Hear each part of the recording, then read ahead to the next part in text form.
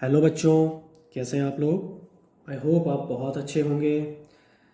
अभी तक आप लोग लेक्चर 1 एंड लेक्चर 2 बहुत अच्छे से देख चुके हैं और समझ भी चुके हैं, ऐसी मैं उम्मीद करता हूँ। अब हम लोग आते हैं लेक्चर नंबर 3 पे। लेक्चर 3 पर आने से पहले अभी तक जो कुछ भी हुआ उसको थोड़ा सा समराइज़ किया जाए तो हम लोगों ने अभी तक क्या क्या पढ़ लिया है बच्चों। अभी तक हम लोगों ने ये पढ़ा है कि एक नेशन की इकोनॉमी की स्टडी करनी हो तो हमें 5 बेसिक एलिमेंट्स की स्टडी करनी होती है।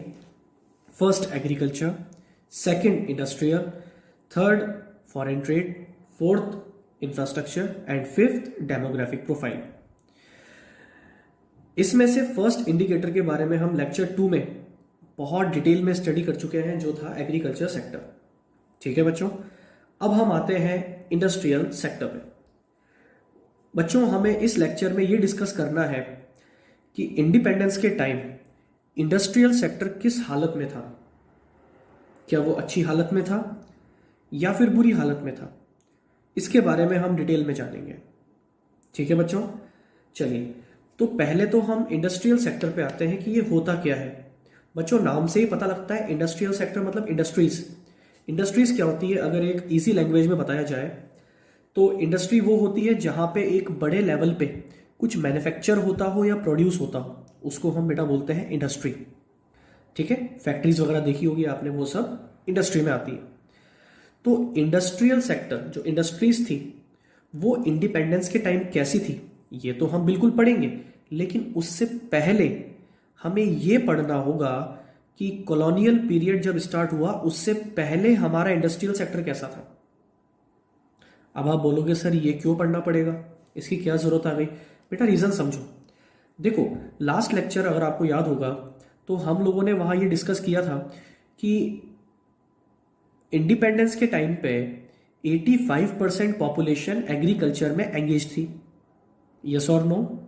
बिल्कुल हाँ जी सर, लगी हुई थी। 85% पॉपुलेशन अगर खेती करती थी तो बाकी का जो 15% है सिर्फ वही कंबाइंडली सर्विस सेक्टर और इंडस्ट्रियल सेक्टर में लगा हुआ था। ठीक है बच्चों, अब आप सोच सकते हो कि इंडस्ट्रियल सेक्टर का पार्ट कितना थोड़ा सा था, लेकिन क्या इससे हम ये इंटरप्रेट कर लें कि इंडस्ट्रीज हमारे यहां पे थी नहीं तो ऐसा हमेशा से रहा होगा। क्या इंडस्ट्रीज हमारे यहां पे कभी थी नहीं क्या हमें यह समझना चाहिए क्या? नहीं बच्चों, ये गलत है। इसीलिए हम लोग पहले ये डिस्कस कर रहे हैं कि जब ब्रिटिश रूलर्स हमारे कंट्री में आए उससे पहले हमारे यहां इंडस्ट्रियल सेक्टर कैसा था। ठीक है बच्चों, देखिए, India's industrial sector was well developed, specially are handicraft industries were world famous. बच्चों, आपने सुना होगा कि जब ब्रिटिश हमारी कंट्री में आए थे उससे पहले हमारा देश सोने की चिड़िया था। ये सबने सुना है। ऐसा क्यों बोलते हैं कि सोने की चिड़िया था? बच्चों, ऐसा इसलिए कहा जाता है कि क्योंकि हमारे यहाँ पे एग्रीकल्चर सेक्टर तो बहुत अच्छे से डेवलप था ही सही, साथ ही साथ हमारी जो इंडस्ट्रीज थी वो भी बहुत अच्छे से डेवलप थी। और इंडस्ट्रीज में भी खास तौर पर हैंडीक्राफ्ट इंडस्ट्रीज जो थी वो वर्ल्ड फेमस थी। हमारे यहाँ के जो हैंडीक्राफ्ट्स होते थे उनका मुकाबला वर्ल्ड में कोई नहीं कर सकता था, इतनी बेटर क्वालिटी के होते थे। आप लोगों ने सुना भी होगा कि उस टाइम की जो रेशम होती थी, सिल्क होता था, वो इतना अच्छी क्वालिटी का होता था कि एक रिंग के बीच में से एक पूरी चादर आप निकाल दो, इतना सॉफ्ट और इतना अच्छी क्वालिटी का होता था। ठीक है, अच्छा, ये पहली बात तो हैंडीक्राफ्ट इंडस्ट्रीज क्या होती है। बच्चों, हाथ से जो काम होता है ना उसको हैंडीक्राफ्ट बोलते हैं। इसमें कौन कौन सी इंडस्ट्रीज आती है, ध्यान से देखो, जैसे textile industries, would craft, paper craft, pottery and jewellery, और भी जो चीज हाथ से होती है वो सब हैंडीक्राफ्ट इंडस्ट्रीज में आती है। तो ये हैंडीक्राफ्ट इंडस्ट्रीज वर्ल्ड फेमस थी और बहुत अच्छे से डेवलप थी। ये हालत कब की है बच्चों? ये हालत आपकी है कॉलोनियल पीरियड से पहले, प्री कॉलोनियल पीरियड, जब ब्रिटिश नहीं आए थे। लेकिन ब्रिटिश आए, उन्होंने हमारे ऊपर ऑलमोस्ट 2 सेंचुरीज तक रूल किया, और उनके रूल के बाद हमारी इंडस्ट्रीज कैसी हो गई वो हम अब पढ़ेंगे। ठीक है बच्चों, चलिए, तो ड्यूरिंग द कॉलोनियल पीरियड क्या हुआ समझना बच्चों बहुत ध्यान से। British rulers D industrialised Indian economy. British rulers ने इंडियन इकोनॉमी को डी इंडस्ट्रियलाइज कर दिया। बच्चों ये एक टर्म है जो हम समझेंगे, ठीक है। डी इंडस्ट्रियलाइज क्या होता है, डी इंडस्ट्रियलाइजेशन क्या होता है, ठीक है। बेटा एक वर्ड आपने सुना होगा, इंडस्ट्रियलाइजेशन। इंडस्ट्रियलाइजेशन का मतलब होता है इंडस्ट्रीज को बढ़ावा देना, उन्हें मोटिवेट करना, प्रोडक्शन कैपेसिटी को बढ़ाना। अगर हमारे यहाँ पे कुछ यूनिट्स बनती हैं तो उनको कैसे बढ़ाया जाए, और वो बढ़ना तभी पॉसिबल है जब नई नई इंडस्ट्रीज ओपन हो, ठीक है।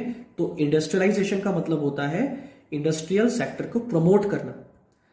अगर इसका अपोजिट किया जाए तो बेटा डी इंडस्ट्रियलाइजेशन क्या होता है, इंडस्ट्रियल सेक्टर को धीरे धीरे खत्म करना, इंडस्ट्रीज को कम करना, इंडस्ट्रीज को डीमोटिवेट करना, प्रोडक्शन कैपेसिटी को कम करना, इसको बोलते हैं डी इंडस्ट्रियलाइजेशन। अगर इसकी एक टेक्निकल आपको एक डेफिनेशन बोलनी हो तो बच्चों इसको हम बोलेंगे decrease in production capacity of economy. हमारी इकोनॉमी में अगर प्रोडक्शन कैपेसिटी को डिक्रीज कर दिया जाए तो वो होता है डी इंडस्ट्रियलाइजेशन, ठीक है। तो ब्रिटिश रूलर्स ने क्या किया हमारे साथ, हमारी इंडस्ट्रीज को उन्होंने क्या कर दिया, डी इंडस्ट्रियलाइज कर दिया। इसका मतलब जो इंडस्ट्रीज हमारे यहाँ पे वेल डेवलप्ड थी उन्हीं इंडस्ट्रीज को इन्होंने धीरे धीरे धीरे धीरे खत्म किया। अब हमें बहुत गुस्सा आएगा कि यार ऐसा क्यों किया इन्होंने, इंडस्ट्रीज को इन्होंने तबाह क्यों कर दिया, इनका क्या जा रहा था, हमारी इंडस्ट्रीज अच्छा खासा काम कर रही थी, हमारे यहाँ के लोग कमा रहे थे पैसा, ऐसा क्या हो गया। तो बच्चों यही पढ़ने वाले इंपॉर्टेंट टॉपिक है, मोटिव बिहाइंड डी इंडस्ट्रियलाइजेशन। तो सब लोग याद करें कि motive behind deindustrialisation was two fold. दो रीजन से इन्होंने डी इंडस्ट्रियलाइजेशन किया, इंडस्ट्रीज को डीमोटिवेट किया। First, to get raw material from India at cheap rates. Number two, to sell British finish goods in India at higher prices. बच्चों ये मैंने last lecture में भी आपको बताया था कि अंग्रेज जब भारत की तरफ देखते थे ना तो उन्हें दिखती थी अपॉर्चुनिटी। वो ये नहीं देखते थे कि हम यहाँ पे रहेंगे, हम यहाँ डेवलपमेंट करेंगे, उन्हें दिखती थी एक अपॉर्चुनिटी। इंडस्ट्रियल सेक्टर जो ब्रिटेन में डेवलप हो रहा था उसके लिए उन्हें चाहिए था रॉ मटेरियल। क्या चाहिए था बच्चों, रॉ मटेरियल। वो रॉ मटेरियल वो कहाँ से ले सकते थे, इंडिया से, क्योंकि इंडिया में नेचुरल रिसोर्सेज बहुत भरपूर मात्रा में थे, जैसा कि आप लोगों ने सुना होगा, ठीक है। तो हमारी इंडस्ट्रीज उस टाइम काम कर रही थी तो उन्होंने पहले हमारी इंडस्ट्रीज को बंद करवाया कि पहले इनकी इंडस्ट्रीज बंद कराओ ताकि रॉ मटेरियल काम आना बंद हो जाएगा। अब जब रॉ मटेरियल हमारी कंट्री में काम नहीं आ रहा तो ये हो गया सस्ता, और इन्होंने वो सस्ता रॉ मटेरियल बेचना स्टार्ट किया कहाँ पे, ब्रिटेन में। समझ में आ रहा है आपको, ये बहुत स्मार्ट थे ब्रिटिश, बहुत तगड़ा गेम खेलते हैं ये। इन्होंने रॉ मटेरियल को पहले सस्ता किया, हमारी इंडस्ट्रीज को बंद करवा के इन्होंने क्या किया, पहले रॉ मटेरियल को सस्ता किया और उसको कहाँ भेज दिया इन्होंने, ब्रिटेन भेजा। ये एक कंटिन्यूस प्रोसेस था, ठीक है। फिर ब्रिटेन में क्या करते थे, वहां की इंडस्ट्रीज को कम रेट में क्या मिला, रॉ मटेरियल, उन्होंने उससे क्या बनाया, फिनिश गुड्स। फिर उस फिनिश गुड्स को ये इंडिया इंपोर्ट करते थे, ठीक है, और इंपोर्ट करके उसको हायर प्राइसेस पे बेचते थे, ठीक है बच्चों। इन्हीं दोनों रीजंस की वजह से इन्होंने क्या किया, हमारे यहाँ पे डी इंडस्ट्रियलाइजेशन किया। इनका ऑब्जेक्टिव क्या था इसके पीछे, पहली चीज रॉ मटेरियल सस्ते दामों में मिल जाए, और दूसरा हमारे फिनिश गुड्स हायर प्राइसेस पे बिक जाए, ठीक है। मतलब इनको यहां भी फायदा है, यहां भी फायदा है, दोनों तरफ से, और हमारे ऊपर डबल मार पड़ गई, ठीक है बच्चों।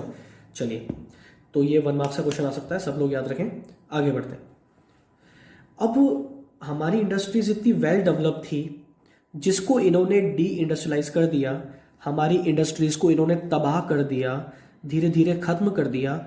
इसका इफेक्ट क्या हुआ, तो अब हम पढ़ेंगे effects of deindustrialisation in India. Deindustrialisation का इंडिया पर क्या इफेक्ट हुआ बेटा, सबसे पहले तो फर्स्ट इफेक्ट क्या हुआ कि जो हमारी वर्ल्ड फेमस हैंडीक्राफ्ट इंडस्ट्रीज थी वो धीरे धीरे करके तबाह हो गई। Number 2, slow growth of modern industries. जो मॉडर्न इंडस्ट्रीज हैं, जो उस टाइम नहीं थी, पहले भी नहीं थी हमारे यहाँ पे, लेकिन ये डेवलप होनी चाहिए थी। अगर ब्रिटिश हमारे यहाँ नहीं होते तो ये टाइम के साथ धीरे धीरे डेवलप होती, लेकिन जैसी होनी चाहिए थी वैसी नहीं हुई, क्योंकि हमें प्रोडक्ट मिलता ही नहीं था, है ना। तो slow growth of modern industries, ये सेकंड रीजन। ठीक है।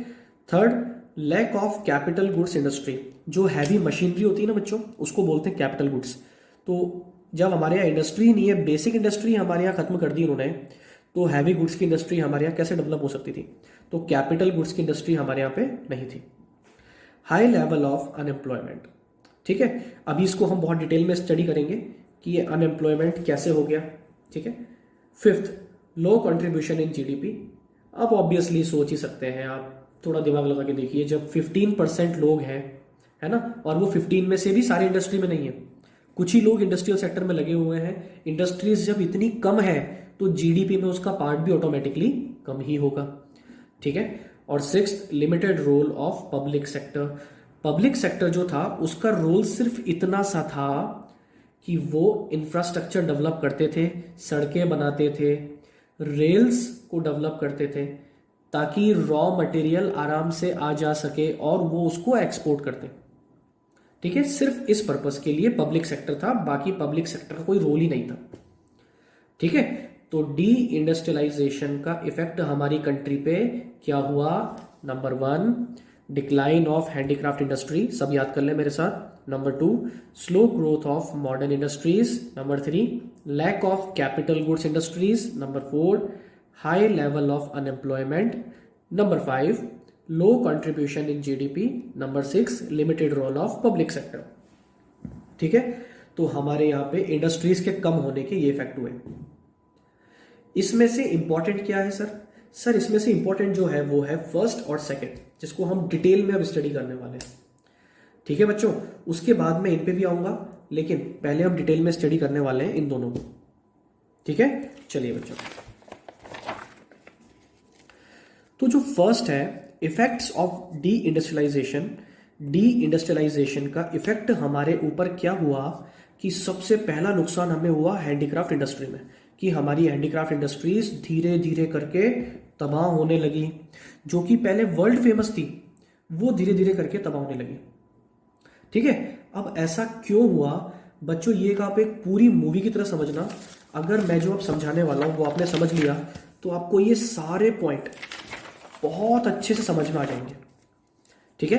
तो अब मैं जो बता रहा हूं उसको एज ए स्टोरी आप सुनिए, बहुत ध्यान से सुनना।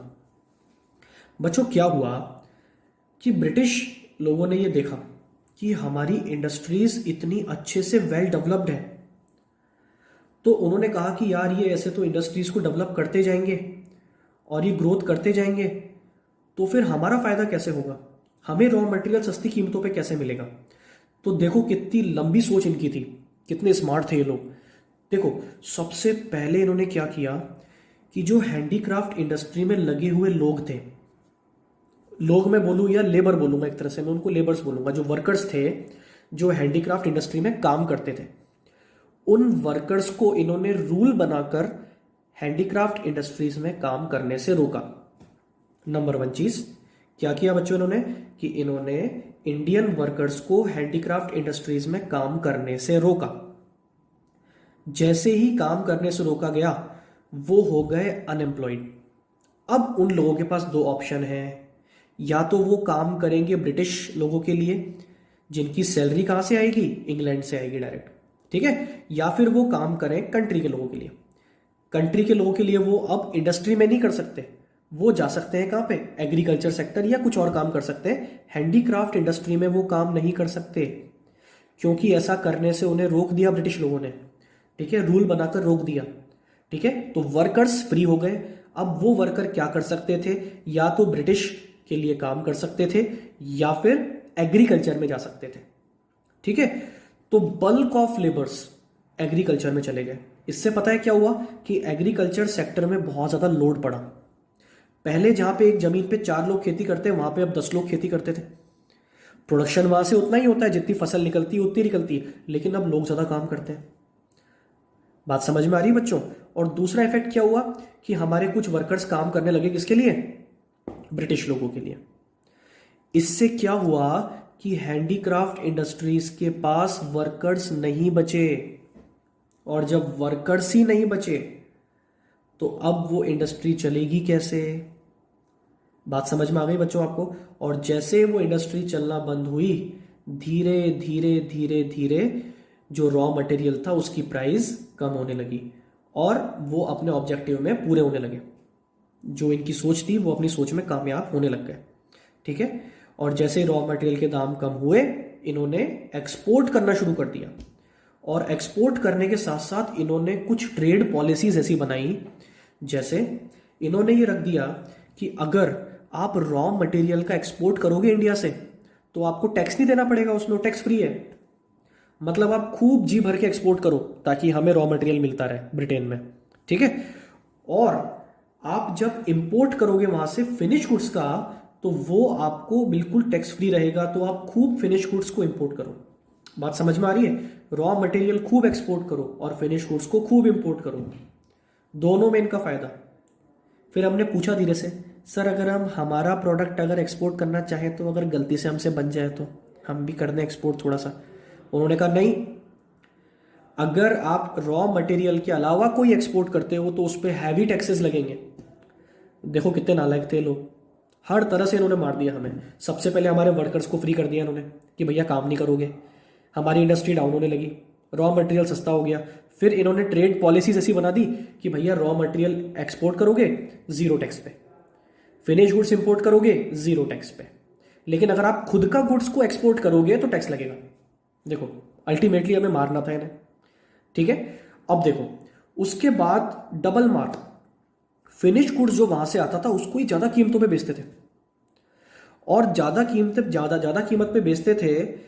ऐसा नहीं डायरेक्ट इन्होंने ज्यादा कीमत पे बेचना शुरू किया, स्टार्टिंग में इन्होंने बहुत कम कीमत पे उसको बेचा, हमें शौक लगवाए। जैसे हमारी वेस्टर्न लाइफस्टाइल थी स्टार्टिंग में, आपने देखा होगा कि 2000s में एक चलन था कि बहुत ज़्यादा बड़े लेवल पे हम वेस्टर्न हो रहे थे। ठीक है, वैसे अभी भी है लेकिन अब हम ज़्यादा इंडियन कल्चर की तरफ आने लग गए। लेकिन जब हम ज़्यादा वेस्टर्न होने की सोच के बैठते हैं तो फिर आप ज़्यादा चीज़ें बाहर की यूज़ करते हैं, है ना? तो जब आप ज़्यादा चीज़ें बाहर की इस्तेमाल करेंगे तो ऑटोमेटिकली फ़ायदा किसको होने वाला है? ब्रिटिश को फ़ायदा होता उसमें। ठीक है, तो पहले इन्होंने शौक लगवाए, कपड़े इनके, खाना इनका, सब कुछ ये इंपोर्ट करके वहां से मंगवाते थे और कम कीमत पे हमें देते थे। इतनी कम कीमत पे देते थे जितनी कम कीमत पे हमारी कंट्री के लोग उसको नहीं बना पा रहे हैं।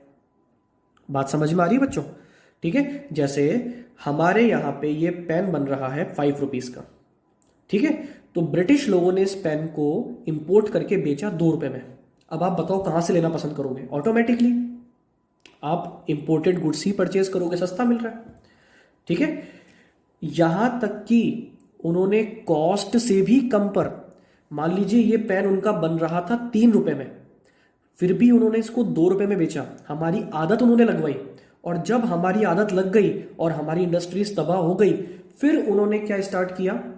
हायर प्राइजेस पे बेचना स्टार्ट किया और हमारा एक्सप्लॉयटेशन स्टार्ट हुआ। बच्चों बात समझ में आई? ये एक पूरी कहानी की तरह है, आपको सारे पॉइंट क्लियर हो जाएंगे। ठीक है, चलिए तो हम फर्स्ट पॉइंट पढ़ने वाले हैं, decline of handicraft industry. Deindustrialisation का पहला असर क्या हुआ कि हमारी हैंडीक्राफ्ट इंडस्ट्री तबाह हो गई। During colonial period handicraft industries of India faced a significant downfall due to various policies. Like अब कौन कौन सी पॉलिसीज थी जिनकी वजह से ऐसा क्या कर दिया भैया ब्रिटिश लोगों ने जिससे हमारी हैंडीक्राफ्ट इंडस्ट्री तबाह हो गई? First, Indian weavers were forced to stop working for Indian merchants.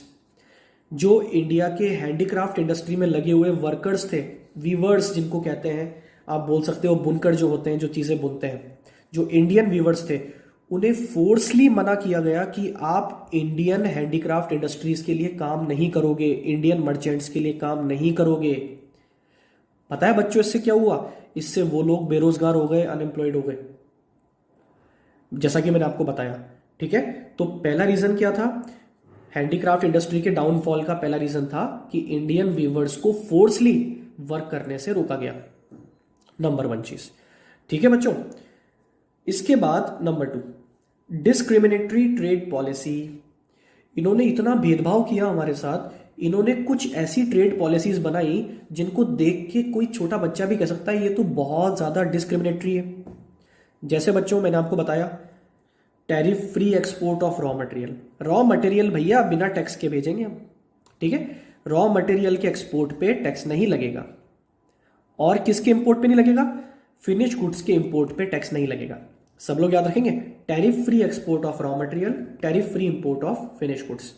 लेकिन heavy duty on export of Indian handicraft products. लेकिन भैया अगर आपने गलती से कोई हैंडीक्राफ्ट प्रोडक्ट को एक्सपोर्ट कर दिया तो बहुत ज्यादा टैक्स लगेगा।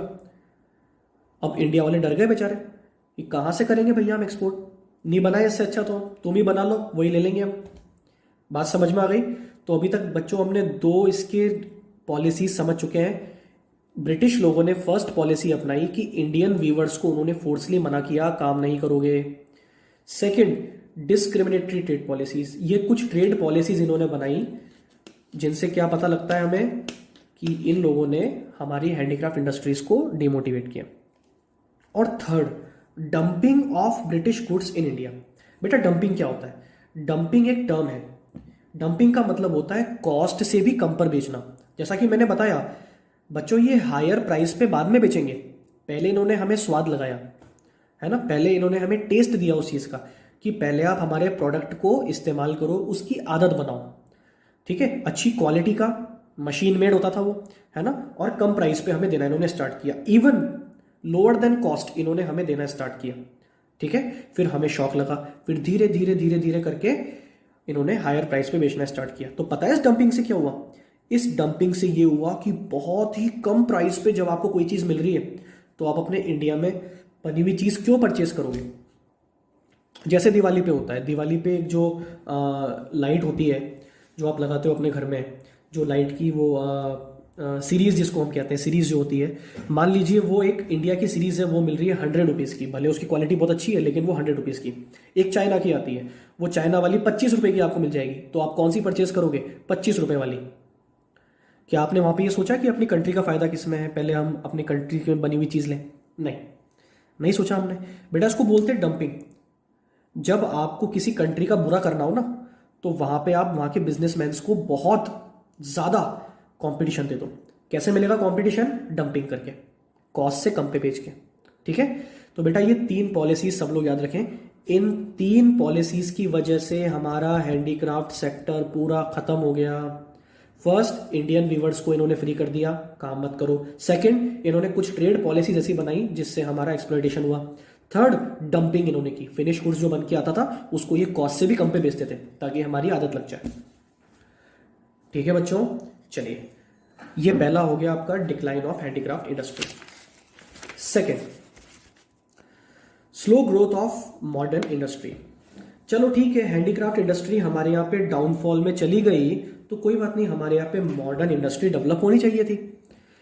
बेटा हुई तो सही, लेकिन अगर हम आजाद होते तो हम बहुत अच्छे से मॉडर्न इंडस्ट्रीज को डेवलप करते, लेकिन हम आजाद नहीं थे, इसीलिए जो ग्रोथ हुई वो बहुत कम हुई।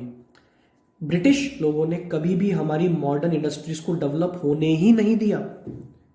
बात समझ में आ गई? और अगर हुई भी सही तो बहुत कम हुई, ठीक है। देखना बहुत ध्यान से, during the second half of 19th century modern industries began to take root in India but its progress remained very slow. बेटा मॉडर्न इंडस्ट्रीज डेवलप होना कब स्टार्ट हुई? After the second half of 19th century, ठीक है। Start तो हो गई लेकिन वहां से स्पीड पकड़नी चाहिए थी, एक्सेलरेट होना चाहिए था, लेकिन ऐसा नहीं हुआ। हमारी जो मॉडर्न इंडस्ट्रीज थी उसके आगे बढ़ने की रफ्तार बहुत ही कम थी, लेकिन फिर भी जितना भी हुआ वो हम पढ़ते। बेटा ये जो हम पढ़ने वाले हैं इसको देख के आप ये बिल्कुल मत समझना कि मॉडर्न इंडस्ट्रीज की यहाँ पे तारीफ हो रही है। बेटा तारीफ नहीं हो रही है, आपको ये बताया जा रहा है डायरेक्टली, देख लो बस इतना सा ही हुआ जो भी हुआ। तारीफ नहीं हो रही है, ये इतना सा वर्क हुआ जो भी हुआ, ये बहुत ज्यादा हो सकता था अगर ब्रिटिश लोग ना होते तो, ठीक है। तो ये भी इफेक्ट है डी इंडस्ट्रियलाइजेशन का, ठीक है। देखो फर्स्ट क्या हुआ? Development of cotton textile mills. बच्चों जो कॉटन होता है, उस कॉटन की जो मिल्स है, ये कॉटन मेनली कहां पे होता था? महाराष्ट्र में एंड गुजरात में ये बहुत ज्यादा होता था। ब्रिटिश लोगों के ज्यादा काम का नहीं था ये, इसीलिए वो चाहकर भी इसको रोक नहीं पाए और वहां पे ये इंडस्ट्रीज डेवलप हुई। कहाँ पे हुई बच्चों? ये महाराष्ट्र में और गुजरात में। ठीक है, तो कॉटन टेक्सटाइल मिल्स डेवलप कहाँ पे हुई? महाराष्ट्र एंड गुजरात में। बेटा इसके बाद डेवलपमेंट हुआ किसका? जूट टेक्सटाइल मिल्स का। बेटा जूट सब लोग जानते हैं, जूट का प्रोडक्शन होता है हमारे यहाँ पे, बहुत बड़े पैमाने पे होता है। मेनली ये कहाँ पे होता है? बंगाल में। ठीक है, तो बंगाल में इस इंडस्ट्री का डेवलपमेंट हुआ, जूट टेक्सटाइल मिल्स वहां पे ओपन हुई। ठीक है बच्चों, ये जूट भी अंग्रेजों के ज्यादा काम का नहीं था, ये हर जगह होता है कॉटन की तरह, तो वो इसको एक्सपोर्ट नहीं करते थे, तो हमारे यहाँ पे इसकी इंडस्ट्रीज डेवलप हो गई अच्छे से। ठीक है, तो डेवलपमेंट किस किस का हुआ? नंबर 1 कॉटन टेक्सटाइल मिल्स का, नंबर 2 जूट टेक्सटाइल मिल्स का। ठीक है, third development of iron and steel companies. बेटा कुछ आयरन और स्टील कंपनीज भी स्टार्ट होनी शुरू हुई। ये एक बहुत अच्छी मॉडर्न इंडस्ट्री है जो एक कंट्री के डेवलपमेंट में काम आती है। बेटा ये जो डेवलपमेंट हुआ इस इंडस्ट्री का, सबसे पहली कंपनी इसमें कौन सी खुली? ये एक बहुत इंपॉर्टेंट टॉपिक है, सब लोग बहुत अच्छे से याद कर लें बच्चों। फर्स्ट आयरन और स्टील कंपनी जो हमारे यहाँ ओपन हुई थी वो थी Tata iron and steel company, जिसको हम टिस्को भी बोलते हैं। ठीक है, और ये कहाँ पे ओपन हुई थी? इसकी फैक्ट्री कहाँ पे ओपन हुई थी? वो हुई थी जमशेदपुर में, जो कि आज कहाँ है? झारखंड में है। ठीक है, ये कब ओपन हुई थी? ये बनी थी 1907 में। इनकॉर्पोरेट मतलब ये कंपनी स्टार्ट हुई थी 1907 में, लेकिन इसने प्रोडक्शन कब से स्टार्ट किया? बच्चों इसने प्रोडक्शन स्टार्ट किया 1912 से। सबको क्लियर है बात ये? तो इस इंफॉर्मेशन को सब लोग याद कर लें। फर्स्ट आयरन स्टील कंपनी कौन सी थी? Tata iron steel company TISCO. कहां पे ओपन हुई थी? जमशेदपुर में। इनकॉर्पोरेट कब हुई थी? 1907 में। प्रोडक्शन स्टार्ट कब हुआ था? 1912 में। सबको ये बात क्लियर है बच्चों? क्लियर? चलिए, तो ये हमने दो मेन रीजंस यहां पे पढ़ लिए, decline of handicraft industries and slow growth of modern industries. चलिए, तो ये जो इफेक्ट्स थे, डी इंडस्ट्रियलाइजेशन जब हमारा हुआ तो उसका हमारी इंडस्ट्रीज पे क्या क्या फर्क पड़ा, उसमें से दो हमने बहुत अच्छे से पढ़ लिए बच्चों। थर्ड कौन सा है? Lack of capital goods industry. जैसा कि मैंने आपको बता दिया, मशीन्स हो गई और ये जो हैवी प्रोडक्ट्स होते हैं, मशीनरी प्रोडक्ट्स होते हैं, ये डायरेक्ट इंपोर्ट करके हम बाहर से मंगवाते थे और ब्रिटिश लोग इसको बहुत अच्छी कीमतों पे हमें देते थे। इसीलिए कभी भी हमारे यहाँ पे कैपिटल गुड्स इंडस्ट्री डेवलप हो ही नहीं पाई। ठीक है, next high level of unemployment. बच्चों जरा जल्दी सब लोग थोड़ा सा पीछे आए। मैंने आपको बताया था कि जो हमारे यहाँ पे वीवर्स हैं, जो वर्कर्स थे हैंडीक्राफ्ट इंडस्ट्री के, उनको काम करने से रोका गया। और जब उनको काम करने से रोका गया तो उनमें से कुछ लोगों ने एक्सेप्ट किया कि ठीक है हम ब्रिटिश के लिए काम कर लेंगे, लेकिन जो बाकी लोग थे वो अब कहाँ चले गए? एग्रीकल्चर सेक्टर में। और एग्रीकल्चर सेक्टर में पहले से ही काफ़ी लोग लगे हुए थे और इसीलिए एग्रीकल्चर सेक्टर में ज़्यादा लोड पड़ा, लोग भूखे रहने लगे और अनएम्प्लॉयमेंट बहुत ज़्यादा बढ़ गया। ठीक है, next law contribution in GDP. बेटा ऑब्वियसली जब इतने कम लोग इंडस्ट्रीज में लगे हैं, इंडस्ट्रीज इतनी अंडर डेवलप्ड है, तो जीडीपी में उसका पोर्शन कम होना लाजमी है। Next limited role of public sector. ये हम देख चुके हैं कि हमारे यहाँ पे पब्लिक सेक्टर सिर्फ उतना सा डेवलप हुआ, इंफ्रास्ट्रक्चर सिर्फ उतना सा हुआ सॉरी, जितना एक्सपोर्ट करने के लिए जरूरी था। ब्रिटिश लोगों को मतलब था सिर्फ रॉ मटेरियल निकालने से। अब मान लीजिए बच्चों की कोई रॉ मटेरियल है जो छत्तीसगढ़ में निकलता है, अब छत्तीसगढ़ से पहले उसको ये लेके आएंगे कहाँ पे? मान लीजिए महाराष्ट्र इनको लाना है और महाराष्ट्र से ये शिप में उसको कहाँ भेजेंगे? ब्रिटेन भेजेंगे। ठीक है, तो उसके लिए क्या चाहिए इनको? रोड चाहिए, सड़कें चाहिए, है ना? तो इन्होंने रोड्स को डेवलप किया ताकि माल को निकाला जाए और पोर्ट तक या एयरपोर्ट तक पहुंचाया जाए। ट्रेन्स को डेवलप किया ताकि ट्रांसपोर्टेशन में आसानी हो। ठीक है बच्चों, तो पब्लिक सेक्टर सिर्फ उतना सा था जितना इन लोगों के काम आता था। मतलब ये भी स्वार्थी था एक तरह से इनका, और कुछ नहीं था। थोड़ा बहुत जो इन्होंने इंफ्रास्ट्रक्चर डेवलप किया वो इन्होंने अपने स्वार्थ के लिए किया।